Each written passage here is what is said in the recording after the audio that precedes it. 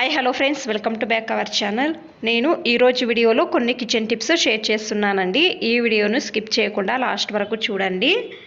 ఆ టిప్స్ ఏమో అని చూద్దామండి. టిప్ నెంబర్ 1 అండి, మనం పిల్లలకు అసైన్మెంటు ప్రాజెక్ట్ అవన్నీ చేస్తాం కదండి. అప్పుడు చేసేటప్పుడు ఈ విధంగా గమ్ను యూజ్ చేస్తామండి. యూజ్ చేసేటప్పుడు మన చేతులకు అంటుకుంటుందండి. అంటుకోకుండా ఉండాలంటే మనం కొంచెం వ్యాస్లైన్ చేతులకు అప్లై చేసుకోవాలండి.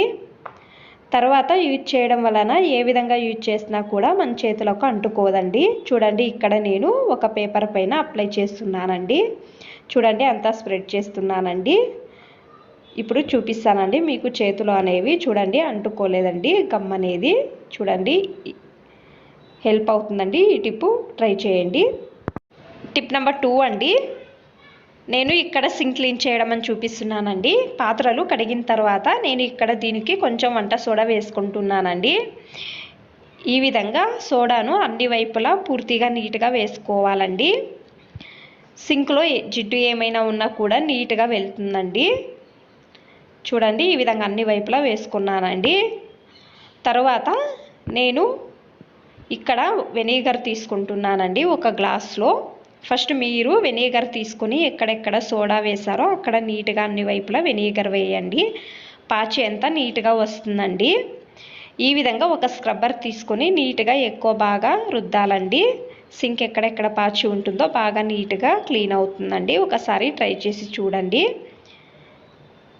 తర్వాత నేను దీనికి కొన్ని వేడి నీళ్ళు వేసుకుంటున్నానండి. వేడి నీళ్ళు వేయడం వలన ఇంకా ఎక్కడెక్కడ మరకలు ఉంటాయో అది ఇంత కూడా వెళ్తుందండి. బాగా నీట్గా క్లీన్ అవుతుందండి. ఒకసారి ట్రై చేసి చూడండి. ఏదైనా ఒక సోప్ తీసుకొని నీట్గా ఈ విధంగా క్లీన్ చేసుకోండి. చూడండి, ఈ విధంగా అండి. ఈ విధంగా రుద్ది కడగడం వలన సింక్ బాగా నీట్గా క్లీన్ అవుతుందండి.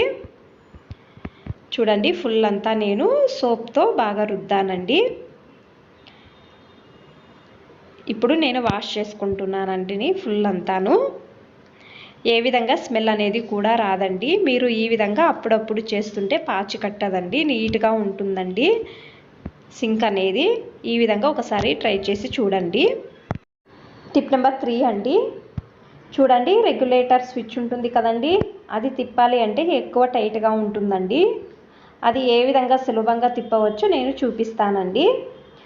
చూడండి, ఈ విధంగా రెగ్యులేటర్ను చేతులతో తీసుకోండి. కింద భాగము ఉంది కదండి, దానికి వ్యాస్లైన్ను చూడండి ఏదైనా బడ్స్ తీసుకొని ఈ విధంగా నీట్గా కొంచెం చుట్టూ అప్లై చేయాలండి. ఈ విధంగా అప్లై చేస్తే ఏమవుతుంది అంటే నీట్గా ఫ్రీ అవుతుందండి. అది ఫ్రీ అయినప్పుడు మీరు అది నీట్గా రెగ్యులేటర్ను ఫిక్స్ చేసి చూడండి. బాగా ఈజీగా తిప్పవచ్చండి. ఒకసారి ట్రై చేసి చూడండి. ఈ విధంగా చేస్తే బాగా ఈజీగా తిప్పవచ్చండి, టైట్గా ఉండదండి.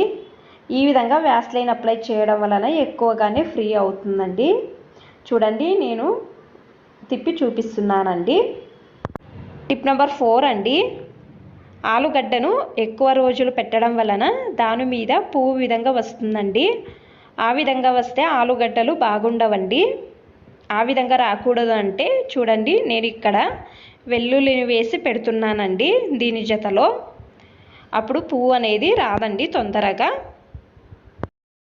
టిప్ నెంబర్ 5 అండి, కుక్కర్లో ఏమి వంట చేసినా కూడా ఒక్కోసారి ఏమవుతుంది అంటే నీళ్ళు ఎక్కువగా వేసి ఉంటే ఆ విధంగా ఉన్నప్పుడు లేకపోతే లీక్ అవుతుందండి. ఎక్కువగానే పైన పొంగుతుందండి, బయటకు వస్తుందండి.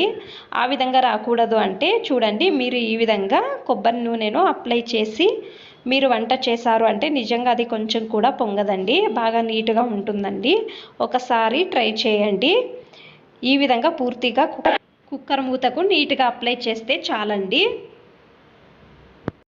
టిప్ నెంబర్ 6 అండి, మనము ఇంట్లో ఇల్లు తుడవాలంటే మనం లైజాలు అవన్నీ యూజ్ చేస్తామండి. అది ఏ విధంగా ఇంట్లో ఉండే వస్తువులతోనే ఏ విధంగా క్లీన్ చేసుకోవచ్చు అని కూడా నేను చూపిస్తానండి. చూడండి, మొదట నేను ఇక్కడ షాంపూ వేసుకున్నానండి. తర్వాత కొంచెం వంట సోడా తీసుకున్నానండి. కొంచెం స్మెల్ కోసరం కంఫర్ట్ వేసుకుంటున్నానండి. ఇవన్నీ వేసి తుడవడం వలన టైల్స్ అనేవి కూడా షైనింగ్గా కనపడతాయండి.